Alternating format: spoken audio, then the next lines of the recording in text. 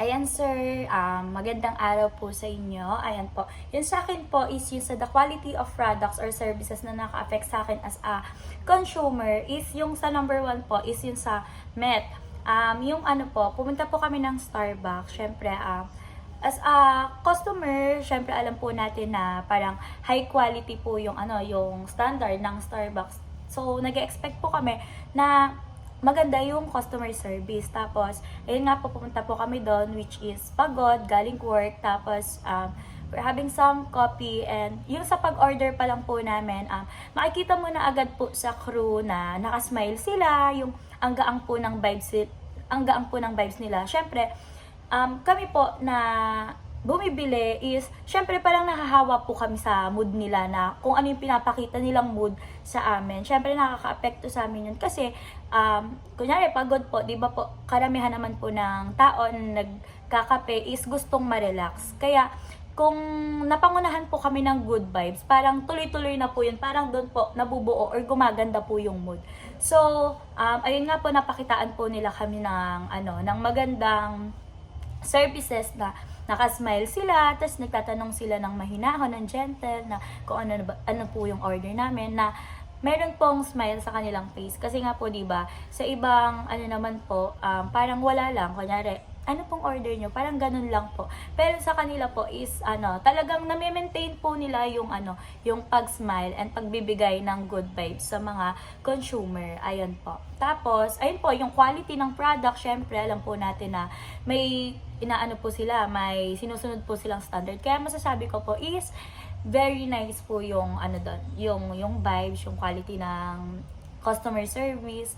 And yung sa naman po, yung sa Exceeded naman po, ito naman po yung example ko, is nung nagbatangas po kami, is may nabook po kaming hotel na napakamura, parang 2,000 per night lang po. And then, syempre parang sa 2,000 per night, parang, syempre hindi naman po namin in-expect na maganda, ganito, na maganda yung, maganda yung lugar, ganyan. Kasi nga po, parang sa murang halaga, 2,000, parang, parang hindi ka mag-expect ng masyadong malaki. Pero nung pumunta po kami doon sa Batangas, syempre po, pagod po kami sa trabaho, pagod po kami sa biyahe, ayun po. Nung pagpunta po namin doon is, yung pa lang, parang yung paano po sila, pag papasok sa entrance, meron po silang mga binibigay na juice, ganyan.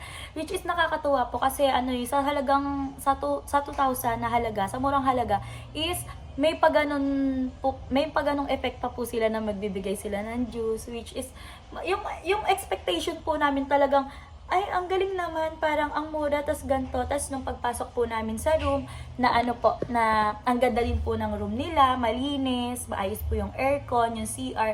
Kasi di ba ayun nga po, parang ayun po yung pangunahing tinitingnan natin kapag nagbo-book po tayo ng mga hotel.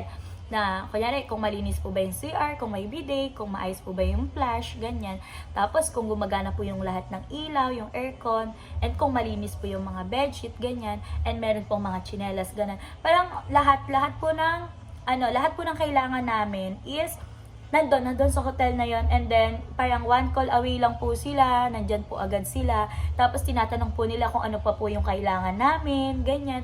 Tapos, and the view, yung yung view, ang ganda, and yung vibes ng room, ang linis po talaga. Kaya yung parang na-exceed po yung expectation po namin doon. Kaya, syempre, as a consumer, parang natutuwa po kami kasi sa murang halaga, parang may ganong quality, yung ganong kwalidad na mabibigay sa'yo ng isang company is sobrang makaka-apekto sa'yo. Kasi syempre, kapag mura, tas maganda, parang parang pag na-recommend mo siya sa iba, kunyari ako po, 'di ba, na-experience ko na po siya. Pag na-recommend ko po siya sa iba is parang maganda yung feedback na mabibigay ko.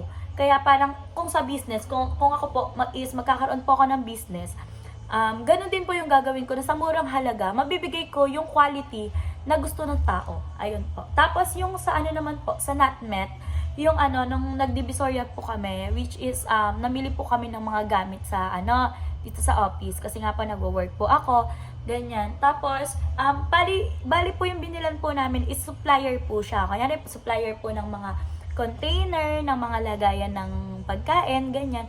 Tapos po, ayun nga po, parang nakapila po kami, tapos parang sinusungitan po kami nung nagbebenta na parang hindi niya po kami iniintindi, ganyan. Tapos iniirap-irapan po kami, ganyan. Kaya para sa akin po, parang dapat, parang syempre nasira po yung mood eh.